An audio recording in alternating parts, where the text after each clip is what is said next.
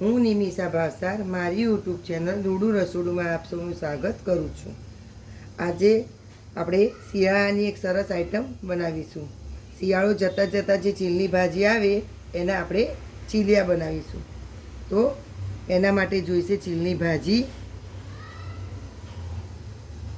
અને લોટમાં તમે ગમે તે લઈ શકો, પણ મેં અહીંયા મકાઈનો લોટ, પીળી મકાઈનો, ચોખાનો લોટ, ઘઉંનું ભડકું એટલે ભાખરીનો લોટ, એકદમ મોટું ભડકું નહીં લેવાનું, અને બાજરીનો લોટ. પછી એમાં લસણ, અજમો અને લીલા મરચાં, મીઠું અને રૂટિંગ મસાલા.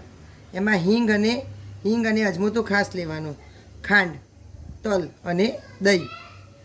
હવે આપણે આ ભાજીને અને આ વઘાર માટે તેલ, આ ભાજીને આપણે હવે બાફી લઈશું. પહેલાં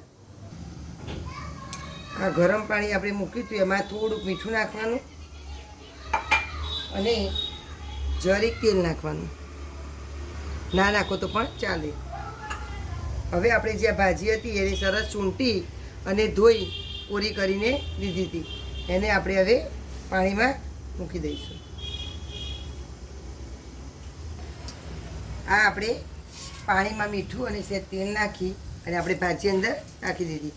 હવે આને 5 મિનિટ માટે બફાવા દઈશું. આ આપણા હવે ભાજી થાય, આપણે બફાઈ ત્યાં સુધી આપણે આ લસણ ને મરચાં આપણે પેલા કટરમાં ક્રશ કરી લેવાના, કાં તો મિક્સરમાં પણ કરી લેવાય. હવે આપણે ત્યાં સુધી લોટને મોઈ લઈશું, ભાજી બફાય ત્યાં સુધી. તો એમાં સ્વાદ અનુસાર મીઠું નાખવાનું.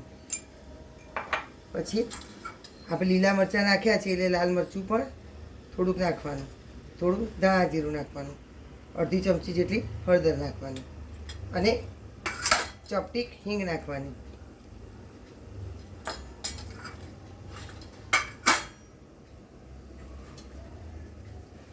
ને અડધી ચમચી જેટલી ખાંડ નાખવાની. દહીં નાખવાનું આપણે એટલે. આ અજમાને હાથથી મસળી અને નાખી. હવે આપણે થોડુંક 4-5 ચમચી જેટલું તેલ લઈશું અને લોટને મોઈ લઈશું. આ આપણો લોટ સરસ મોવાઈ ગયો. હવે એમાં આપણે આ જે મરચાંની અને લસણની પેસ્ટ હતી એ નાખી દઈશું ને 2 ચમચી જેટલું દહીં લઈશું.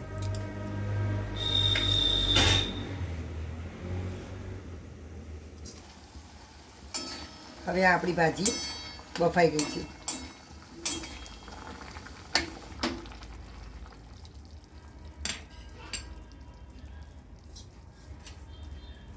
એને હવે આપણે પાણીમાંથી નિતારી લઈશું. આને આપણે એનું બધું પાણી કાઢી નાખવાનું. હવે આને થોડીક ઠંડી થાય પછી હાથેથી થોડી આમાં મસળી અને પછી અમે લોટમાં આપણે લઈ લઈશું, લોટ બાંધવા માટે. આને ઠંડી થાય એટલે આવી રીતે એકદમ સરસ બધું પાણી નિતારી લઈશું. કારણ કે આપણે ભાજી પાણીવાળી નાખીએ, દહીં નાખીએ તો બધું લોટ ઢીલો થઈ જાય. એટલે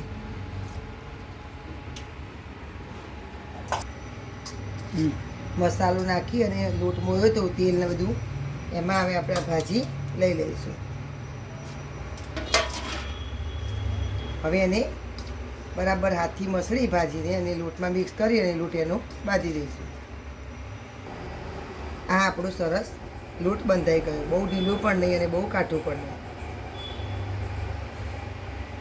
હવે લોટ આપણે એકદમ સરસ મસળીને તૈયાર કરી દીધો. હવે આને આપણે આવા પાતળા એકદમ સરસ મુઠિયા વાળી દઈશું. અને આપણે લોટ બાંધ્યો ત્યાં સુધી આપણે આપણું તો એ સરસ ગરમ પાણી આપણું તૈયાર થઈ ગયું. હવે એને આપણે આવી રીતે એક એક બનાવીને ગોઠવી દઈશું.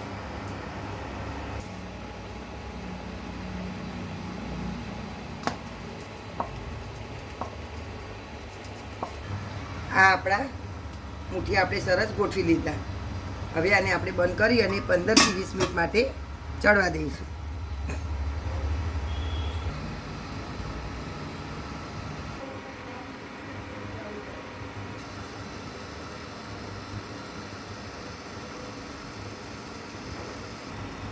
હવે આપણે ચેક કરી લઈશું કે આપણા ચીલિયા બફાઈ ગયા કે નહીં. તો આવી રીતે છરી આપણે અંદર કરવાની. જો લોટ ચોટી અને આવે તો આ ચડ્યા નથી, હજી થોડી 5 મિનિટની વાર છે. તો આપણે ફરીથી ઢાંકી અને 5 મિનિટ માટે થવા દઈશું.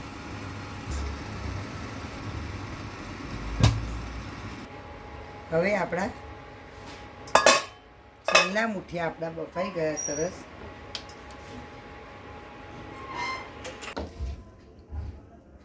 આ આપણા ચીલના મુઠિયા સરસ ચડી ગયા. હવે થોડાક ઠંડા થાય એટલે એને સરસ નાના નાના કટ કરી લઈશું.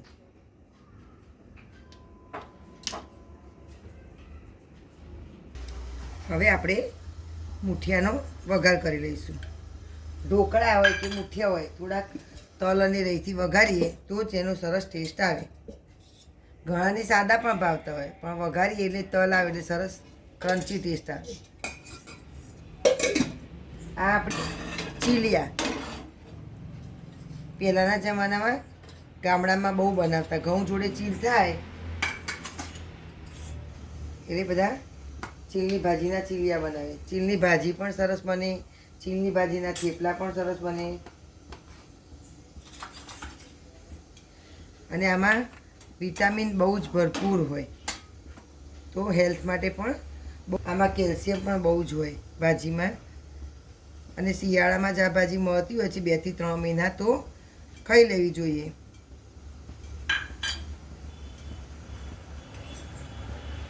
આપણી રઈ તતળી ગઈ. હવે આપણે ગેસ ધીમો કરી અને તલ નાખીશું.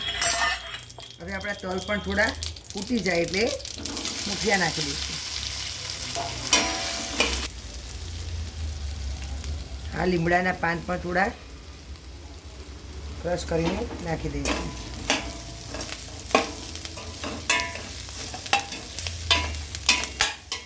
કારણ કે લોટ પણ આમાં આપણા મકાઈનો, બાજરીનો, જે શિયાળામાં વધારે ખવાતા હોય એ જ લોટ લીધા છે આપણે, એટલે એકદમ હેલ્ધી આઈટમ છે.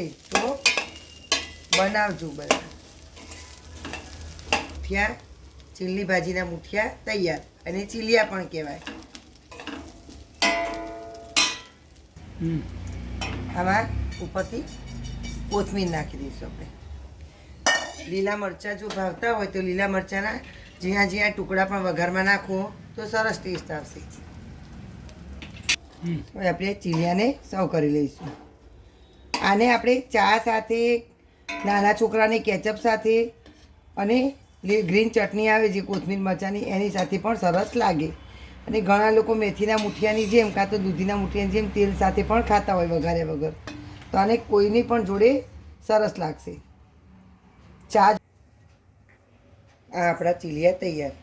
મારી આ વાનગી પસંદ આવી હોય તો મારી યુટ્યુબ રોડુ રસોડી સબસ્ક્રાઈબ કરજો.